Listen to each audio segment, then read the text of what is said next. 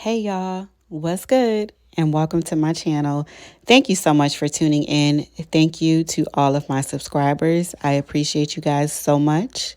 Let's remember to have healthy dialogue, be respectful to ourselves and to each other, and to challenge the argument and not the person. Let's get it. I was almost done. Yeah. I had a guy from a ward that I was staying. I was at their ward. He came over and he gave me a blessing, and he told me Uh-huh. probably about 2 months ago. He said, "You're," and he doesn't know anything about me. He doesn't know about what I do for a living or Yeah. anything. And he goes, "You're what you've been doing is going to change. You're going to be teaching differently in the next little while." I was Wow. like, what in the world? I mean, Ryan, I know this sounds crazy, and I still can't put my finger on why it feels this way, but Yeah. it feels like I was being set up to end up here. Oh my I know heavens. that sounds bizarro. I mean, I shouldn't be Well, here. I haven't done anything wrong.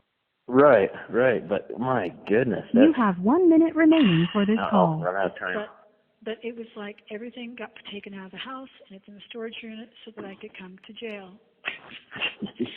It sounds crazy, but it Yeah. really feels that way. Oh, And that's I don't know if I'm going wow. to be like some kind of example, but when I get out of here, I have a story to tell, and I am You bet. going to try to do everything I can to protect the children, because that's what's happening, is that kids are being just Absolutely. horribly Yep. abused. Yeah. And Absolutely. instead of the kids, anyways, it's a story, but when you come Yeah. honestly about it. Yeah. Okay. So in the Nightmare here, Dennis. Nobody wants the Oh, yeah. truth. Nobody wants the truth. Nobody wants the truth because these kids. I told Doug. I woke up. The spirit told me Yeah. it's all the devil. And I mean, you've seen him. I mean, I've known you for 5 years. You've watched him come at me, come at me, come at me, come at me. hmm And you're exactly right, because he knows I know what he's doing, and he uses these kids, and he uses yeah, all of us as the adults, the parents that don't hold the kids accountable.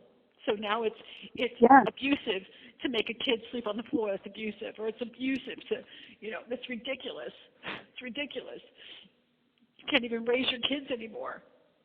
So what I'm saying is you're being crucified in public opinion. Yeah. So your fear Okay. has to be super, super prepared. And the only way he's going to get prepared is if you push him and ride him. Okay. Okay. I will. I'll call him today. Yeah. He doesn't seem really animated. He seems like, the Yeah. And, pictures the pictures are going to yeah. destroy you. And I'm like, we didn't do that. We didn't do that. Those pictures we did not do. He did that to himself, yes. Did we put that on him and then he rubbed around and cut himself? Yes. But we didn't do that. We were begging God, like, please help me understand why I'm in this. Like, this doesn't make any sense to yeah. me.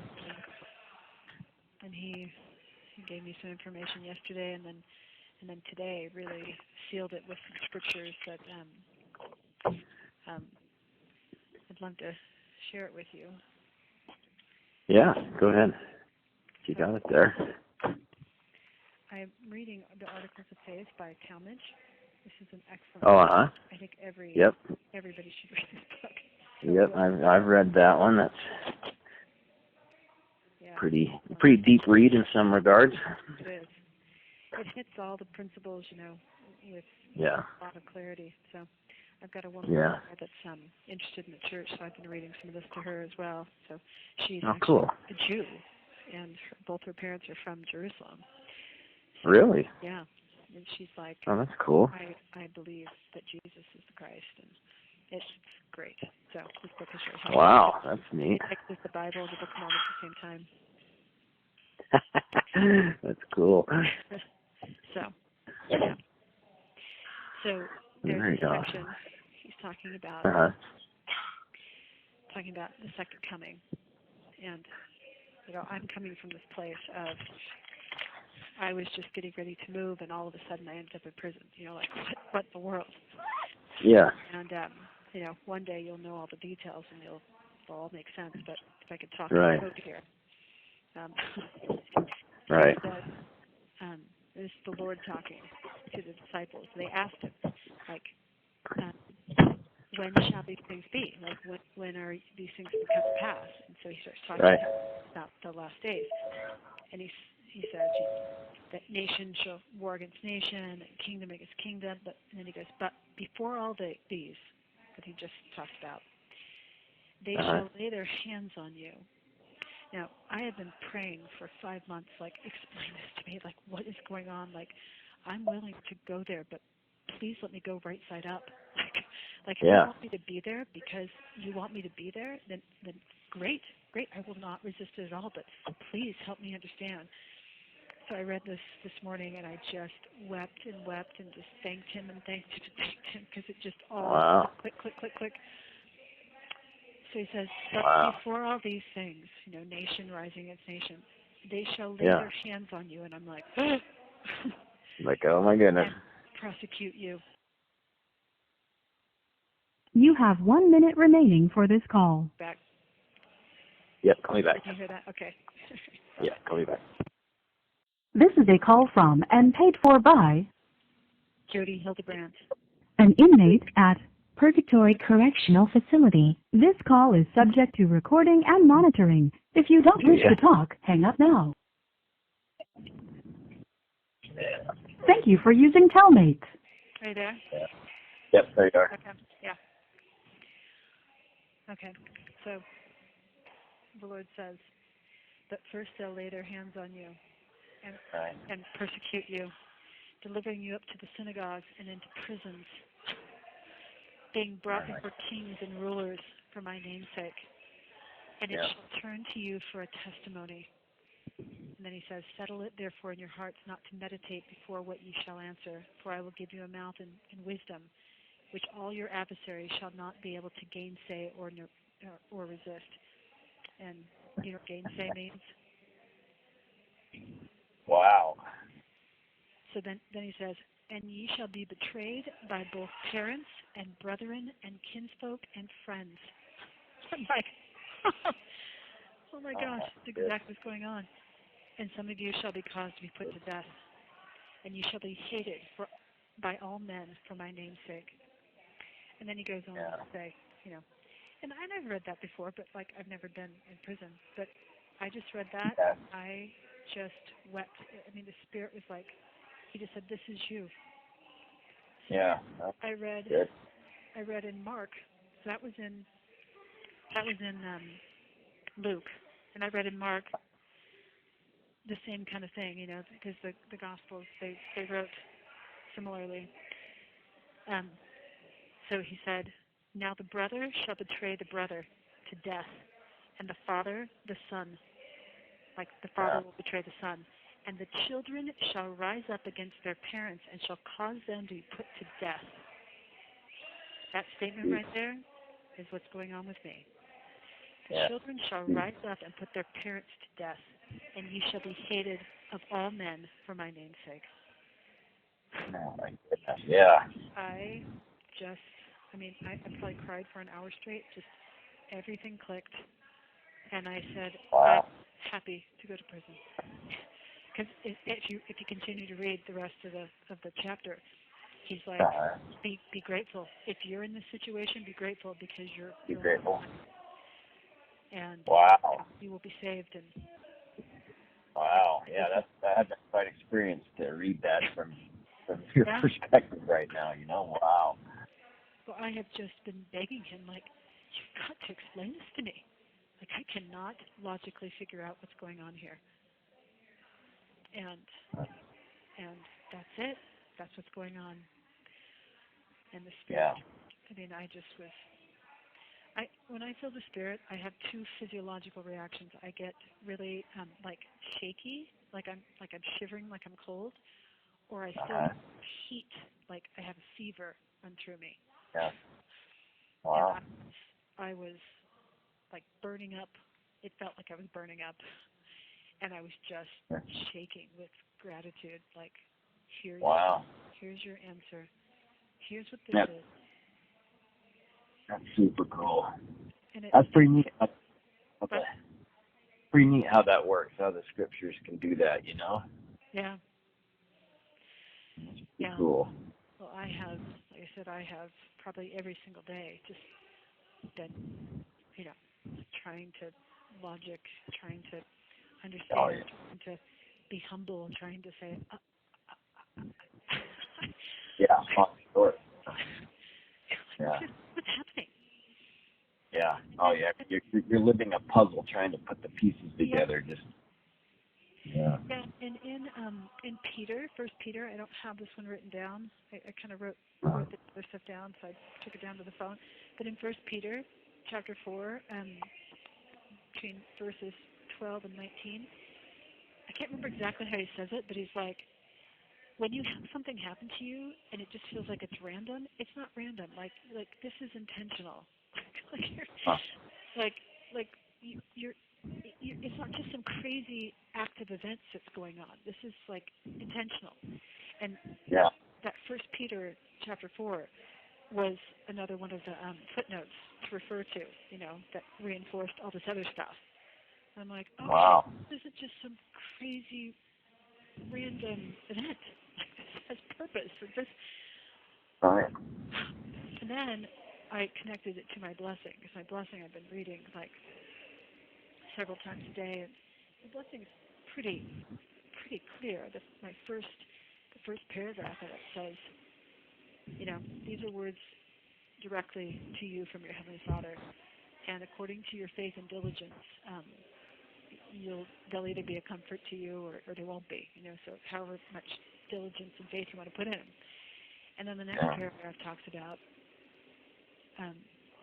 it says, you are a special spirit, chosen and reserved for these last days and sent forth to the earth in great clouds of glory to share the gospel and prepare the people for the return of the Savior.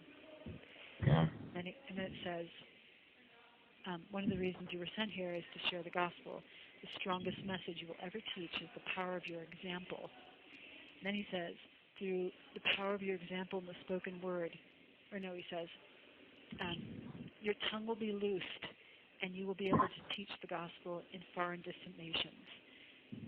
And then he says, through the power of your example and the spoken word, you will be a great tool in the hand of the Lord in teaching the gospel to many. So this whole paragraph about an example, I'm like, well, what's a better example than to go to prison unjustly and then go teach the gospel? Go teach the gospel. Plan on doing it. Yeah, and that's super cool. That lady that's Jewish that you've met, and what a neat thing. Yeah. Be able to share with her. Did you see that Jodi pled guilty today? I did see that. Yes, is that a relief for you? Mhm. Yeah, it's a big relief. It's a big relief. There would have been positive the other way too had she not pled guilty. There's enough evidence that she could have been convicted for life, but that would have been messy. It would have been really messy, and the kids would have. So. So do you and her get the same outcome no matter what now, or is there a chance that it would be different? That's a really good question. That's one that I've asked Lamar. No, we can still have different outcomes. So Ellie asked a little bit about this. I wrote it out in a text to her. But so the next thing that will happen is I will fill out, and she will fill out probation and there's another P, paperwork. And basically you go through your history and you tell them your history, which there's no history on me. There's nothing, no criminal history, no mental health history, nothing. And I'm also hiring a professional to do a mental health evaluation, just to say she's good, like there's no mental health problems at all. And then that will go to my probationary board. Jodi she can lie on her paperwork, and she probably will. I don't think she's going to give them her history. But I think in the interview it's going to be apparent that she's mentally ill. And so that will affect how long someone, because they're looking, how repentant are you? How much responsibility are you taking? How are you aware that what you've done is wrong? And she's not. She's the only reason she pled is because she didn't want to do life. She knew I would testify. The other thing is, on my plea deal, when I come up for probation, the prosecuting attorney can, often, if they think that you're a danger to society, will talk to the probationary board or write them a letter saying, I think she needs to stay where she is. He's going to stay neutral and not write any letter when my probation comes up, which is a really big deal. But for her, he's not going to stay neutral. So we can come up to probation, and I can get off on probation, and she may not. So what does probation look like? Like, what does that all entail? It can look like several different things, I think. I'm still learning about this, and I think I never realized how complicated it is. I always thought you pled guilty and they tell you how long you're in. Yeah, there's a lot of terminology to know.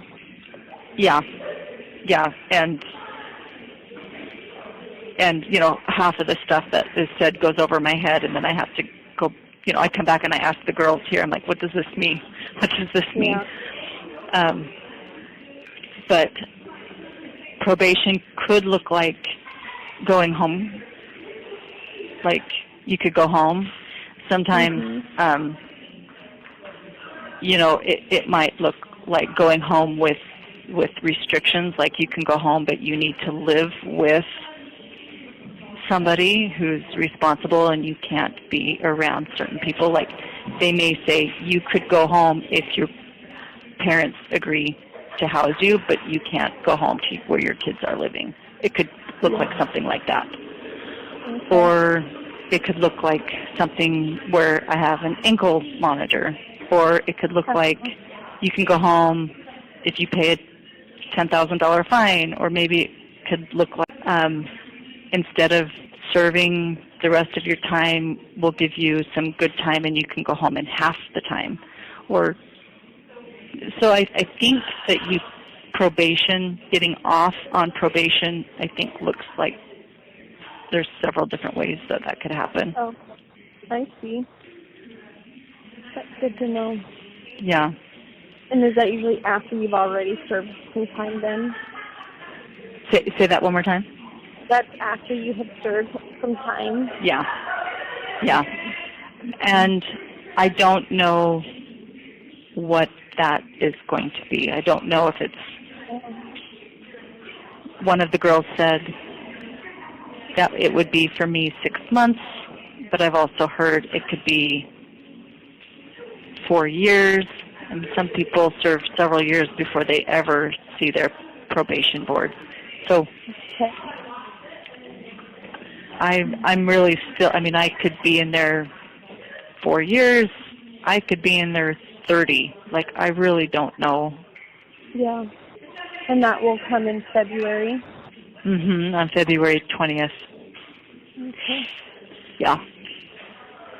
And the news that I saw today, Jodi's sentence hearing is also February 20th. So I'm going to make a request that we be transferred in 2 different vans. I don't think they're going to accommodate that.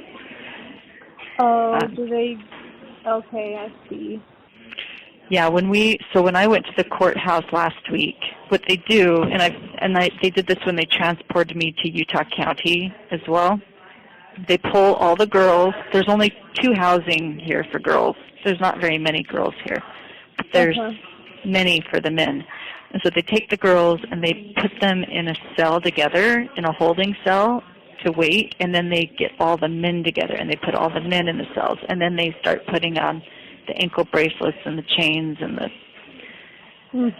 everything on the men while you're sitting in the cell with these women you're going to the court with for an hour, and you're sitting with them, and then they pull the girls out and they line you up, and then they put the shackles on you, and then they take the men out to the van, the men's van, and then they take the women out to the women's van, and then you drive to the courthouse together, and then they take you out. How far away is your place from the courthouse there in St. George? 30 minutes, 40 minutes. Okay. And then you sit in a cell at the court. So if someone's hearing's at 9, this is what happened to me. There was a girl that went with me, and her hearing was at 9, but mine wasn't until 11. So she went in, and she had like a 5-minute hearing. And then we sat in the cell and talked for 2 hours until it was my turn. And then we rode back together. So you pretty much spend several hours together, whoever's going to the court that day with you. Interesting. So that means on February 20th, it would be you and her going together. Yeah. Okay. Yeah. When was the last time you talked to her? Was it that day?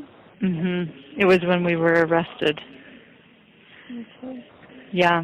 I left early in the morning to go to a dentist appointment with Julie.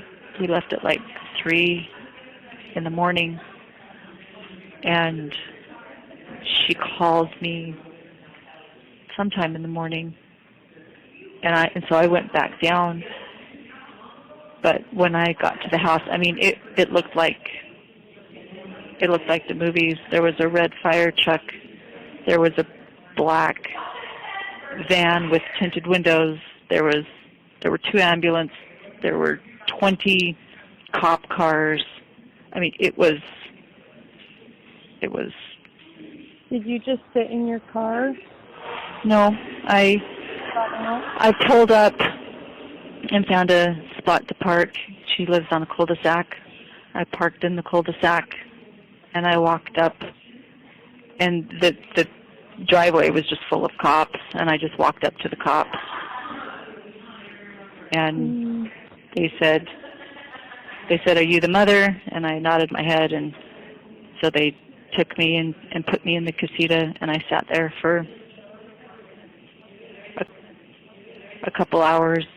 I just sat there, and then they were finishing looking through the house and stuff, I think, and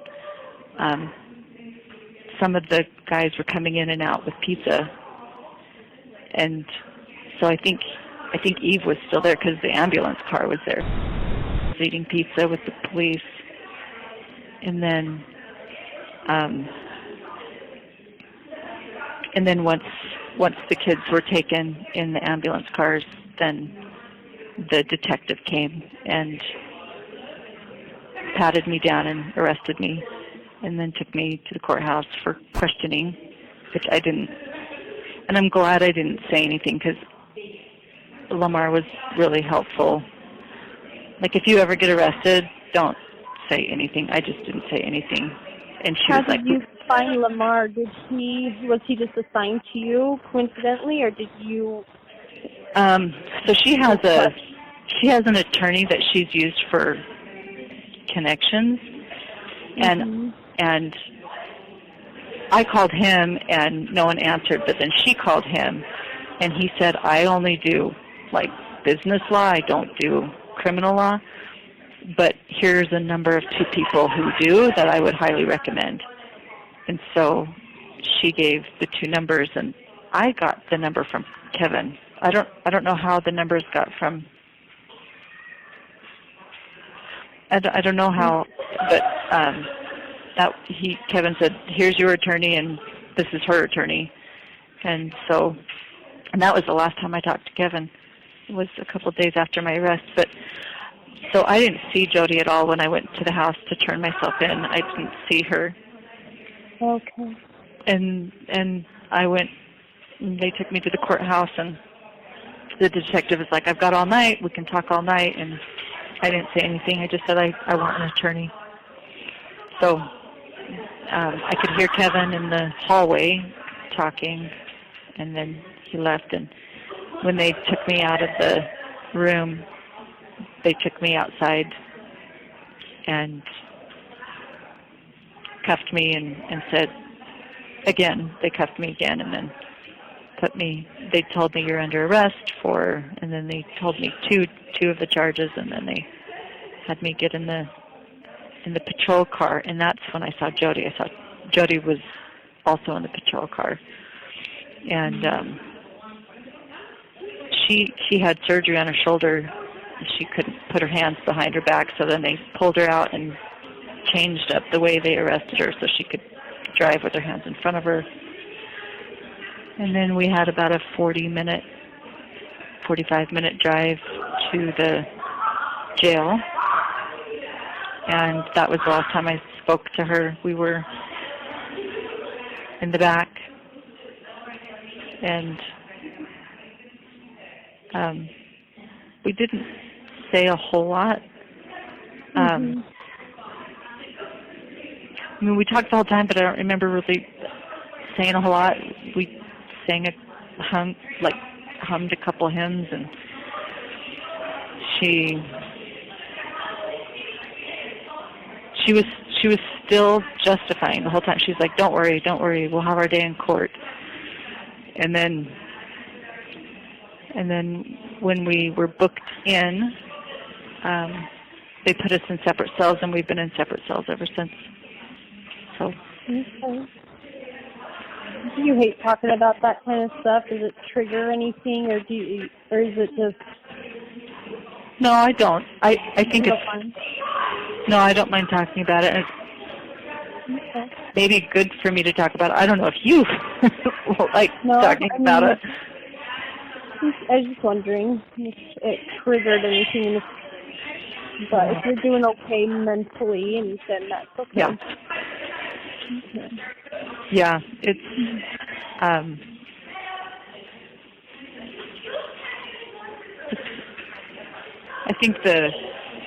think putting the pieces together and just seeing, like, she knew she was lying the whole time. Like, and it's embarrassing too to like repeat it. It's like, oh my gosh, how gullible was I? Oh my gosh, how much power I gave this person, and I didn't see it. But when I realized, so she had, her attorney's name is Doug Terry, and mine's Lamar, and Lamar, you know, maybe a month into it, he's maybe not even that long, he's like, Jodi denies everything. She denies having anything to do with this. And I was shocked. I was like, what? And I'm still telling Lamar, like, you know, all of the justifications and all of the, you know, I'm talking like a criminal. I sound like a mad person. He was so patient with me. He was so patient with me. He would just look at me and, like, kind of dumbfounded, like I'd said 2 + 2 is 7, and I really believed it, and he would just stare at me. I'm like, what am I saying that's so off? And but that's because I really believed it. But then when I heard that Jodi was not talking like that, she was denying the whole thing, it told me she knew all along. It's like a little kid who doesn't know it's wrong to pee in their underwear. Like, they don't know. They're not embarrassed by it. It's like, oh, I was supposed to pee in the toilet? Oh, oops. But you get a 6-year-old, you know, you get a 6-year-old who knows they're supposed to pee in the toilet, and they're peeing down the heater vent. They're going to try to hide it. Mm-hmm. And that's when I realized she knew all along, and she's hiding it. And then I was like, crap, what am I saying? And that's when things kind of started turning. I was like, she's not been honest. I I didn't know she wasn't honest. I didn't know she would lie. And it's like, what else has she been lying about? Where else have I been deceived? Yeah. Mm-hmm. What was that? Oh, no, I was just, agreeing that you did see it. Yeah. Yeah, and it was just like the little string that started pulling apart the fabric. I'm like, oh my gosh, what have I done? Like, what? Well, I can talk about it now. Yeah, go ahead. That's good. Lamar was just very, very kind that day that we met with him. It was very nice for him to take the time and just visit with us. Oh, like miraculous. Yeah, he and his wife. Mhm. Yeah, he had a way of like he didn't beat around the bush. Like there were some times he would say things that were shocking to me. Like he would like repeat what I said, but he would say it in a different tone so I could hear myself. And he's like, "Is that really what you think?" And I'm like, "Oh." And he would, but then there were other times that You have 1 minute remaining for this call. Do you want to end the call, or do you want me to call you back? How do you want to? We can end for today, and then we can always talk again. So yeah, I'm just really glad that he's there to kind of help you through it, and yeah. Well, that first night I was in the jail, I just felt really strongly like I'm sending you help. Help is coming. Yeah. And I just felt like that was Lamar, and he's been very, very helpful. I'm grateful for him. Well, that's what we've all been praying for this whole time. So I'm glad that even it's a different kind of help, but I'm glad it's finally here. Me too. I'll take it. Like I hate this, but I'm taking it. Of course. Yeah. It was good to talk to you. You have exceeded the allowable time for this call. Goodbye. I believe that God has a hand in the old Ruby, being kind of set free or whatever you want to call it, that, thing being gone. Yeah, absolutely. Absolutely. I could not come out of this without His grace, without His mercy, without His help. This has been the strangest and the most miraculous intervention. It put everybody where they needed to be. It separated me from Jodi, so I'm not hearing her. And I think just being gone and not hearing her has cleared a lot of things up for me. And it put the kids in a place where they're... You have exceeded the allowable time for this call. Goodbye.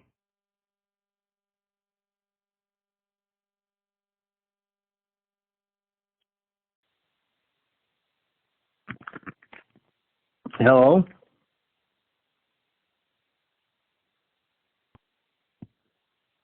Thank you for using Telmate. Can you hear me? Yes. Can you hear us? Yeah. Okay, that was over there. It's 9:30. We're good. Okay. At night? Yeah. Yeah. We're 8 hours ahead. Okay. I'm glad you could call us back. Yeah. I haven't used the phones very much. They're kind of hard to figure out, but I think I figured out how to use.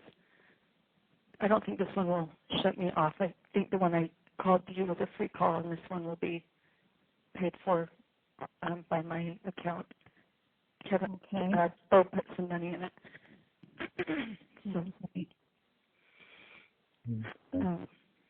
But I was saying I can't say everything that I want to say, but I really did feel I really did feel like the arrest was like a rescue. Like I just felt so many angels around, and it was like a relief. It was just really kind of surreal, kind of strange. But I just keep thinking about, President Nelson's talk, think celestial, and I know he's said in the past about myopic thinking, and he's given a lot of context to, how small this life really is, and I'm just so grateful. How many people, will go to the grave not having woken up, and I want to use this time, and I am using this time to change, to repent, and to do what I can to let the Lord know I love him and my family, and I've had many experiences here to kind of guide my thinking. It's like, I don't know what you call it. You had to put her in a chair, and it was horrible. It was torturous last night, hearing the screaming and the banging and people. It's like, okay, that's upsetting. But the most upsetting thing is that I am completely misunderstood.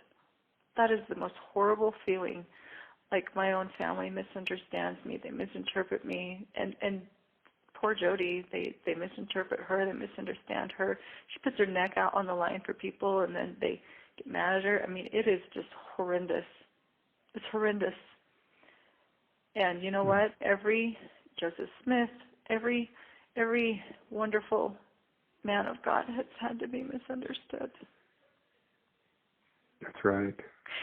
And so I'm going to get out of this. Who knows? Maybe in 10 days I'll get out of this.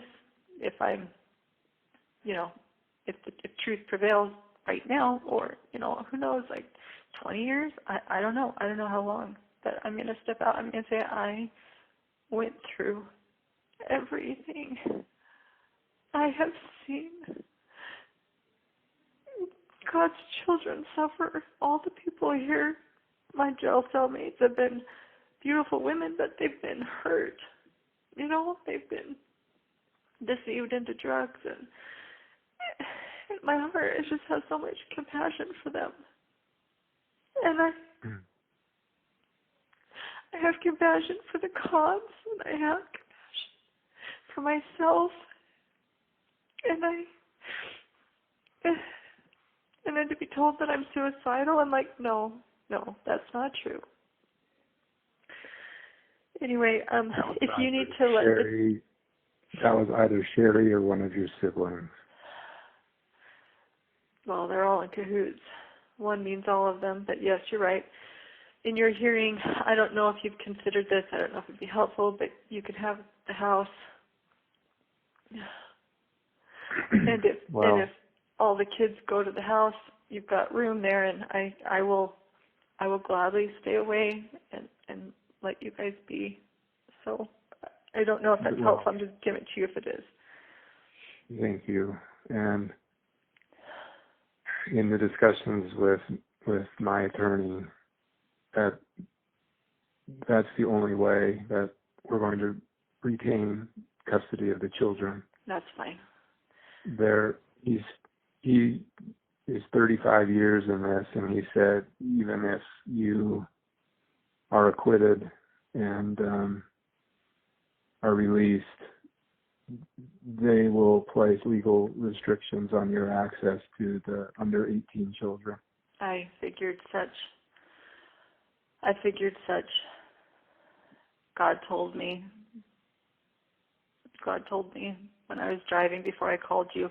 I didn't have any information. I didn't know anything, and the Spirit said, your children are going to be removed. And I cried out loud. I'm like, no, I'm not done. I'm not ready. And God told me I'm done. And I just, so.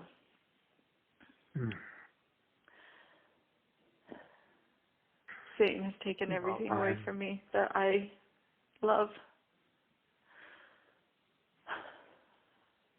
And I'm a good woman. I don't do naughty things. I don't do naughty things. I'm a really good girl.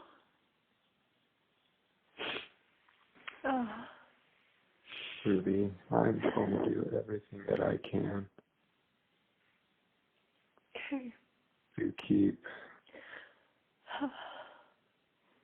truth in our family. And thank you. I am committed to our family. I'm committed to you and our marriage, no matter what happens. Thank you. Thank you. I will be here to support you in any way that I can. Well, thank you for stepping up. I do need to go, but okay. All right. Call me back when or if you need. When will you find out? How can I call you? When should I call so I find out what they say? I don't know how long this will go, but if you call this afternoon, I will know. This is a preliminary hearing, so there will be no. Okay. Well, it's hard to get a phone around here. I asked for a phone, and it took hours to get it, so it may not be until later tonight. Okay. That's fine. Okay. All right. Good luck. I will be praying for you. Okay. Thank Goodbye. you. Goodbye. Are you there? Yeah, hi. Okay.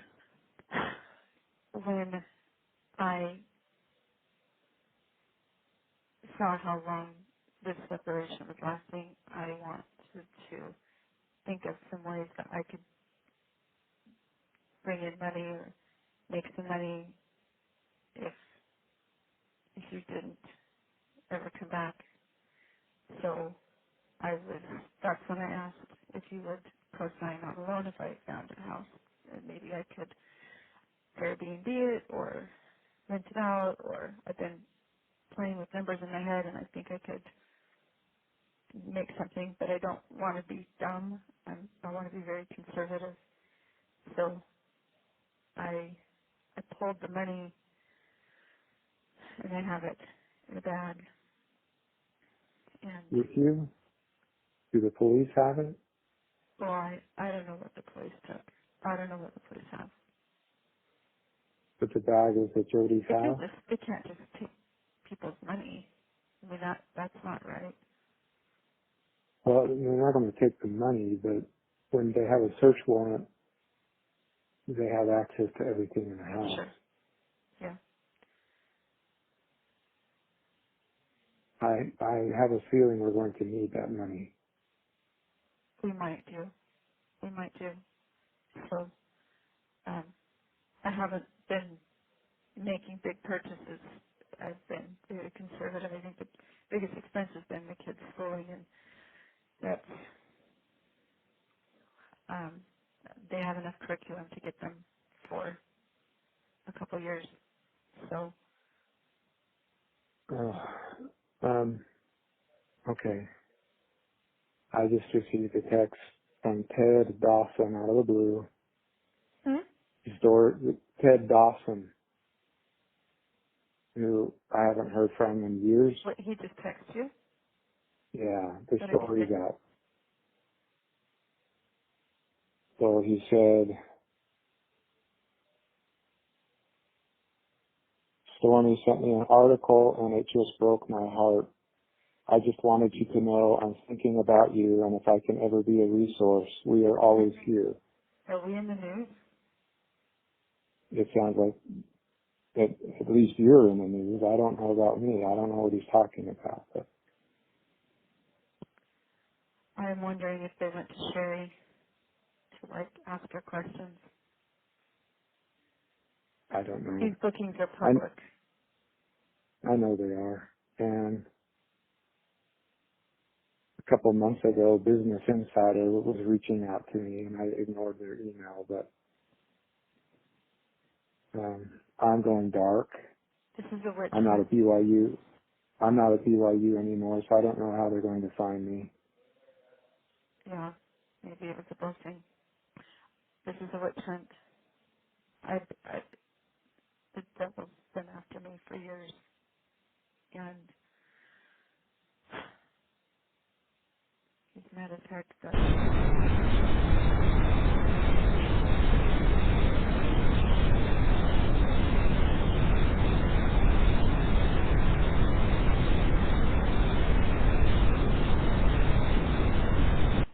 shared that with the detectives? I have not said a word until I have an attorney.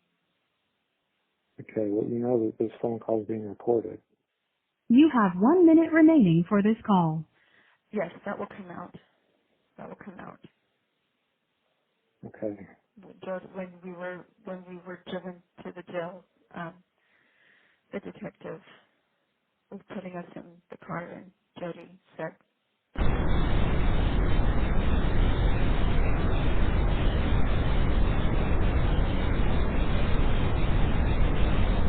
and I trust you. So, They're going to be in the hospital for 3 days. so weird. It's just not necessary. Like trying to exaggerate this. Oh, when kids are I involved, don't, they adults didn't want to show look me, like the hero. well, they didn't show me any pictures or anything, but the way they described it, it was very serious. You have exceeded the allowable time for this call. Goodbye. Facts. And please see the And truth. I know it's obscured. I'm, where I see the facts, I see the truth, and that's what I'm gathering. You know my heart. What are they charging you with? 2 degrees of second, 2 charges of second degree felony for child abuse. 2 charges of second degree felony child abuse. Yes. Okay. Wow. That's very serious. I have,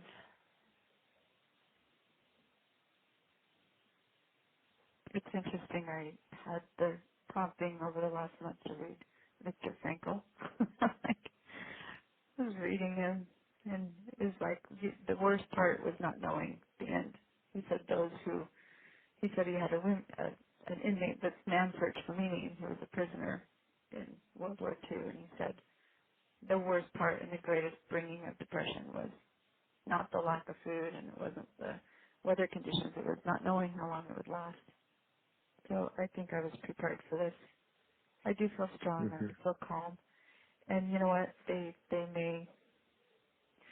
Adults have a really hard time understanding that children can be full of evil and what that takes to fight it. You've seen what it takes to fight evil.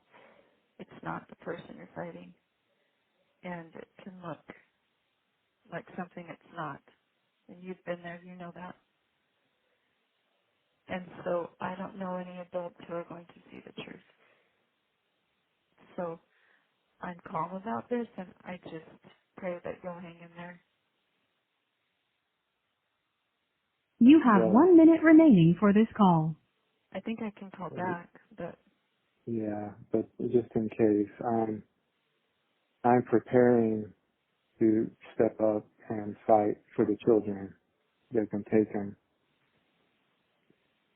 and there's going to be a hearing in the next couple of days here in Provo. I'm sorry, I signaled to Joe. Will you say that one more time? Yes, I'm prepared to step up and fight for the children. They've been taken into custody. They're in foster care, and there's going to be a hearing within the next 2 or 3 days. What about Abby and Julie? Them too, all 4 were taken. Where did they go to get Abby and Julie? I don't know. While I was with them, they got Abby, and they were looking You for have Julie. exceeded the allowable time for this call. Goodbye.